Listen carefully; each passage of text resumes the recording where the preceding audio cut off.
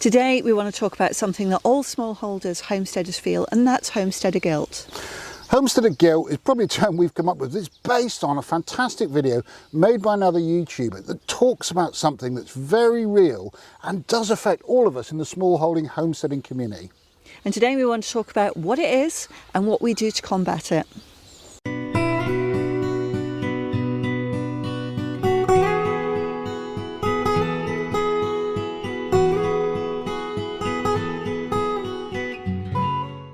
Hello, welcome to English Country Life. My name's Hugh. And my name's Fiona. And today we want to talk about Homesteader Guilt.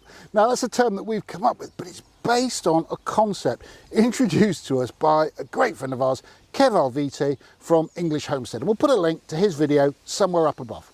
Now you're probably looking at us and thinking, Homesteader Guilt, but I'm working in an office. But the reality is, when we were working in an office and dreaming of this lifestyle, we were dealing with, demanding bosses, difficult colleagues, deadlines we had to meet. And we'd look at people living this lifestyle and think, oh, that's going to be so relaxing. It's going to be such a great lifestyle. And don't get me wrong, there are wonderful, wonderful things about this lifestyle. But we've swapped one set of stresses and strains for another, and that's Homesteader Guilt. And it is a real thing. What is Homesteader Guilt? It's honestly, the nearest I can sum it up is the feeling of being a failure. The looking around and going, I'm not achieving everything I want to achieve. I'm not achieving what I set out to achieve. And when you're in an employed position, you kind of knock off at the end of the day. You do, yeah. And when you're in homestead, you just don't. And that makes it unbelievably difficult to relax. But it also, for those of us that are quite self-critical, makes it very easy to feel like a failure, because there's always another weed to pull. There's always another wall to paint or another shelter to build. And there really is always more to do. And the thing is, it's not static, right? So when I say there's always more to do, I'm making it sound like there's always more weeding, and that's kind of not it, although that is clearly a part of it, right?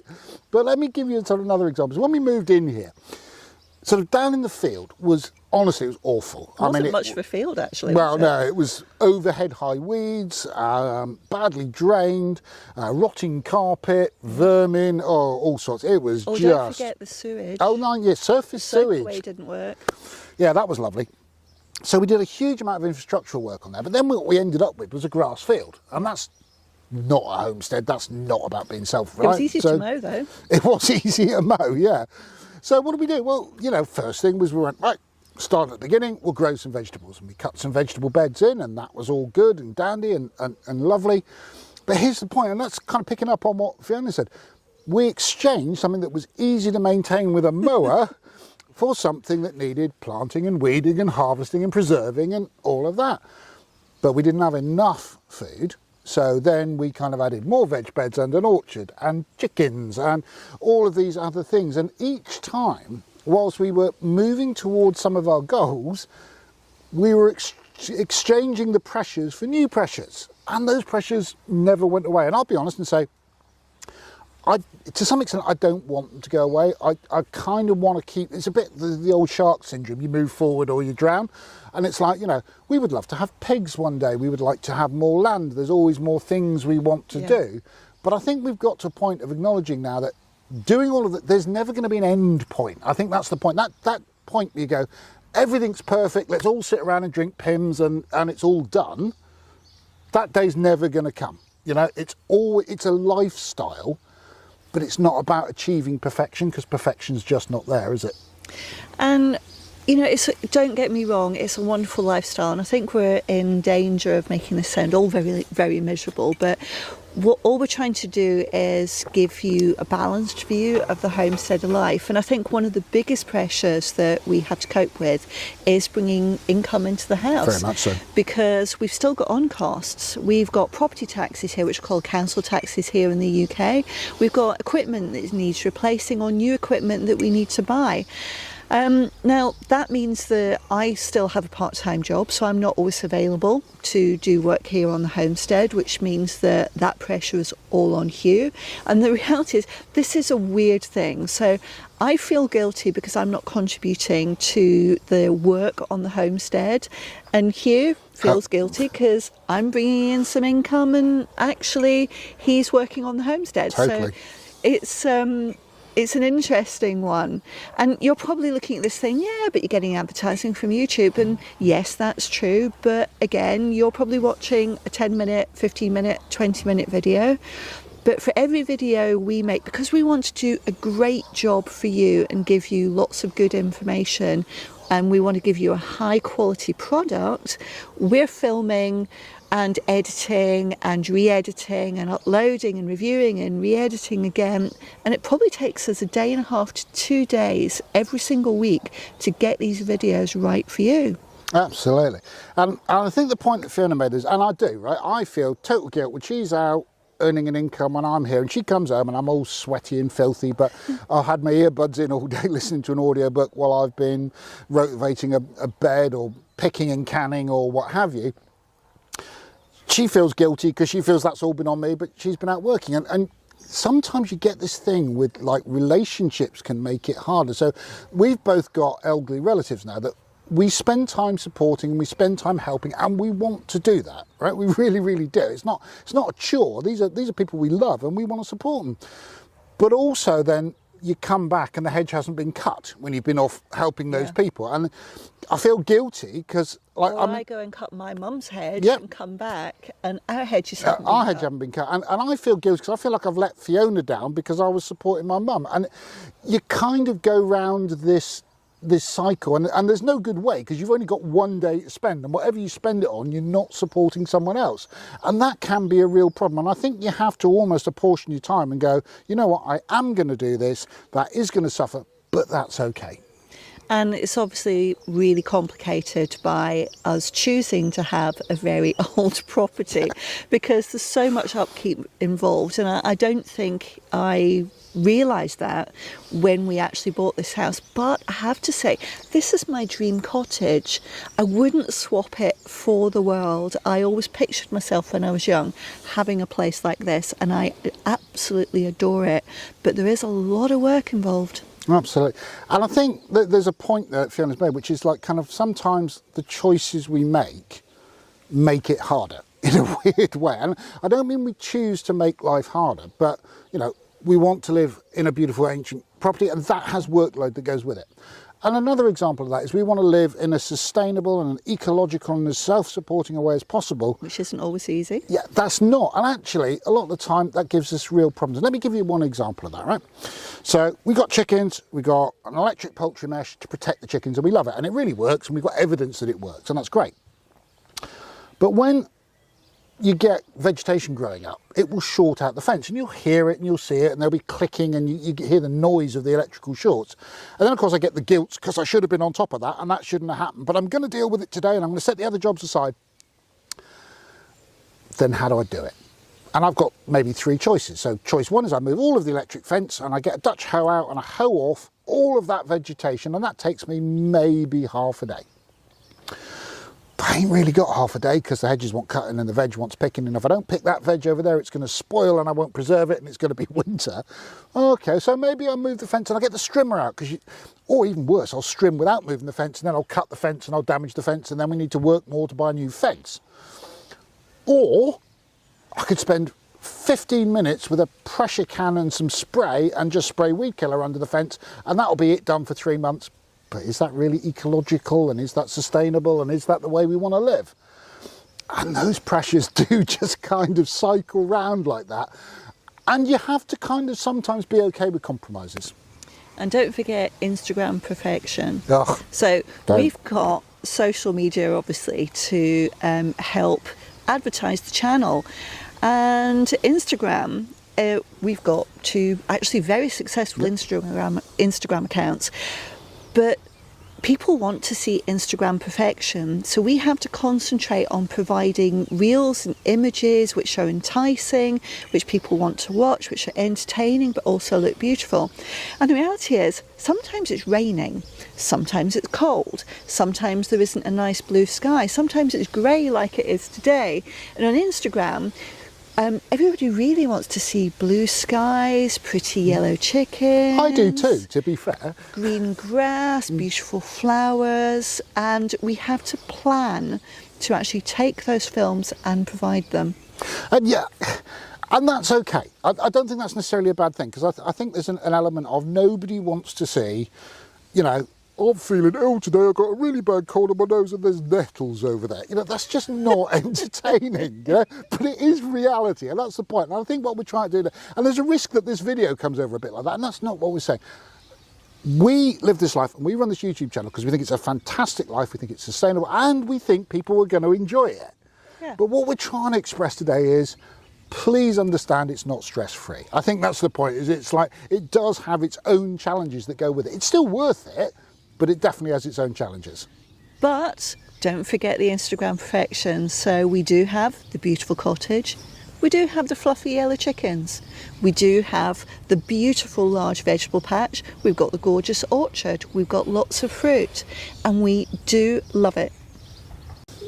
Those are all of the routine maintenance things which we need to do, but the reality is that life does throw in curveballs all the time that we need to deal with. So what we've done over time, over the many years we've been doing this, is learn a number of coping strategies, and one of the most important for us, and we have tried very, very hard to stick to this every single week, is having a rest day. But when I say rest day, I'm not talking about just lying around and reading a book or watching movies. Now, to be fair, sometimes that is actually what we do, particularly if the rest day falls on a day where it's raining and miserable and downright cold.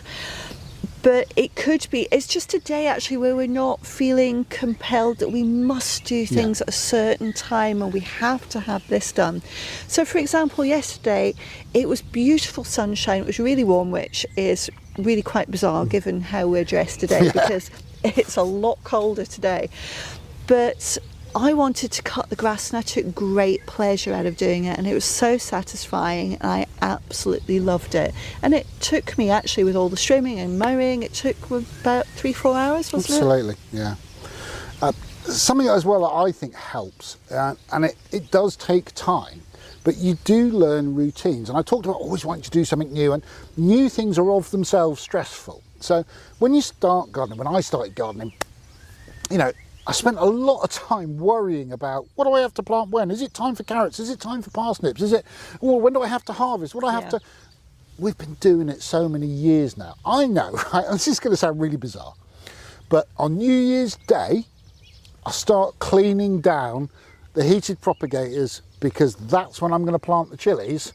And I know I've got to start... While nursing a hangover. Well, always, yeah. But, you know, I've got to start my chilies in early January to get the crop I want, because they're perennials and because they take longer to grow. And yes, I can get a crop if I start them in March, but I won't get as big a crop as I want to do. And I've learned that. And I've learned about, don't put your sweet corn out here on May the 1st, because I did one year, we had a late frost, killed the lot, right? I know that now. So routines after a while take some of that. There's a huge stress in losing an entire crop of sweet corn. There's also a learning curve that helps you avoid that problem next year, and kind of, you know, again, you don't feel quite such a failure because frost's killed one of your crops. But actually, on the subject of routines, there is a danger that your daily routines are actually lost. So we've got a massive list of things which we want to do and are planning to do, and we're constantly adding to it as well. And it's really, really easy if you start a day out to say, right, today these are things I must get done, blah, blah, blah, blah, blah, and get to the end of the day and maybe 3 out of 5 things are complete. But what I've started to do is actually look at what I actually have done, and I realised when I started doing that I was missing out all the routine things I did because I took them for granted. So for example, first thing in the morning, before I even have a cup of coffee, I'm out looking after the chickens. So that will be making sure that all the coops have opened, that the feeders are filled, that all the drinkers have fresh water in them and that they've got access to them, that all the chickens are happy and healthy, that I've picked the grass and the coops as well, so everything is clean. And I tend to forget that, and it's at least an hour of my time every single day, but it's a very important task. So I've now kept that on my list so I can see, yeah, I did that. It took a lot of time, and I really got to give some value to that and not focus on the things which I didn't manage to do. And I think what Fiona's talking about there is that on a day-to-day basis, but I'm also going to say do it on a long-term basis, right? If you buy yourself a homestead or small holding or what have you, right? Day one, go round, take photographs of it all, right? And maybe start a blog or YouTube channel or, you know, Twitter account, I don't mind, but keep a record of what it was then. Because or even just a photo album. Absolutely, doesn't matter how you do it, but you need that, I think, at times to look back on and go, oh yeah, we've achieved a heck of a lot over the years. Because it's kind of drip fed and you achieve a little thing each day, you tend to lose sight of the fact that those little things make a big thing. You know, this place was a ruin when we got it, and we now think it's beautiful and wonderful, and you've got to take some sense of achievement in that. So that feeling of, I haven't succeeded, yeah, I have. Look around you. Look at the difference that that's made over time. And I think that is quite important in terms of giving yourself perspective. Yeah, and I think because, you know, living in close quarters around each other 24/7, it's also really easy not to give praise as much. So you're so focused on the list of tasks which has to be done that actually you need to say, oh, you've done a great job there, or that looks fantastic, or wow. You know, for example, Hugh was cutting and splitting logs yesterday, and you could see the difference in the pile of cut and stacked logs from when he started to when he finished, and it was phenomenal. But because he was doing it gradually during the day, I don't think you really noticed, did you? It was... No, when you're on top of it, you don't feel it. And I think there's a point there as well about, you know, sometimes when Fiona talks about routines, it's sometimes actually give each other a break. Because when I was doing that, and I mean, it was hard work. I was moving logs that were 3 foot across. Yeah. And at one point I looked up and I said to Fiona, I said, like, you know, when did we last do the watering in the greenhouse? And Fiona said, done it. Yeah, and it was like that was really my turn to do it because I was busy. She noticed and she did that task that would have been mine. Some mornings, you know, she'll be very tired. She got in late, or she was working editing till 1 o'clock in the morning, and maybe I do the chickens for a change. And those little things feel like almost like a holiday. I know it sounds weird, but when you've got the big task list in your head and someone else has ticked one of those things off, that's massive. That's really huge. And I suppose the flip side of that one for me is also, and it's something I've struggled with, let's be brutal here, is learn to take help. So out on the driveway over there, we have got the world's biggest pile of wood chip, right? Absolutely massive. It's a wood chip mountain. It truly is. Not a pile, it's a mountain. No, south face of the wood chip is the next climbing expedition. And a lot of it I've got to get from there to the other end of the field, which is like a few hundred yards. I'm not talking about it's massive, but I'm going to be doing that with a shovel and a wheelbarrow. And we're talking about many, many, many cubic metres of wood chip. So that's fine. And I was explaining to my buddy the other day, Dave, who's a fabulous guy, helps us out all the time about this. And he's like, don't be an idiot. I've got a massive bucket on the front of my tractor, and I'll shift it for you in like 15 minutes. And my instinctive reaction to that is to go, no, don't worry about it, mate, I'll do it, that's fine. And I was just sat there the other night going, why don't I let him do that? You know, because, you know, there are times when I can do things to help him, and obviously I do, and I don't mind doing that. But actually giving help I find easier than receiving help, and it needs to be a two-way street, it really does. The purpose of this video wasn't to be downbeat. It's actually to say, look, it really is well worth it. We love our lifestyle. But if you're already a homesteader, you're not on your own.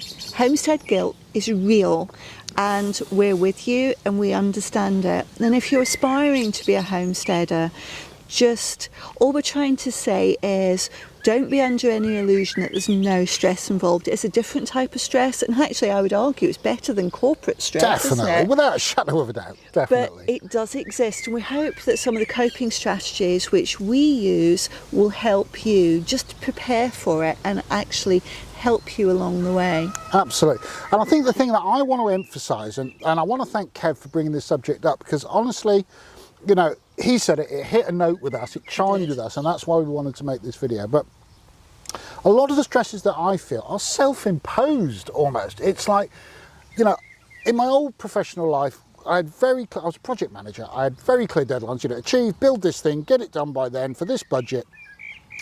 And you went like kind of tick, move on. And I would try and apply that to this life, and this life's not like that. The outcome we're trying to get from here is a nice lifestyle. There's no great tick move on from that. There's no hard deadline. And I think that's the problem, is that in my head I was trying to apply an employed corporate lifestyle to a homesteading life, and it's a better life. It truly, truly is. But it's that kind of sense of delivery is much harder to achieve because it's a constant ongoing process rather than a set of hard and fast deliverables. So I've got to stop being so rough on myself, going, not everything's perfect. Because you know what? We achieve a massive amount and it is a fantastic life. I mean, it really is well worth it. We have to say that. So please don't think this is trying to put you off the homestead lifestyle, because we absolutely love it. And if you have found this content useful, take a moment and give us a thumbs up down below. Please do tell us about your experiences in the comment section. Or, you know, if you're aspiring to be a homesteader, is there anything which has struck a chord that concerns you? But, you know, tell us about your concerns. Tell us about what's happened to you if you're a homesteader already. We're really, really interested, and we'll get back to you as soon as possible. If you're not already a subscriber to the channel, hit subscribe and the bell icon, and you'll get to know of every new video as soon as it goes live, and that's a completely free service. But for now, thanks for watching, and we look forward to seeing you next time. Take care.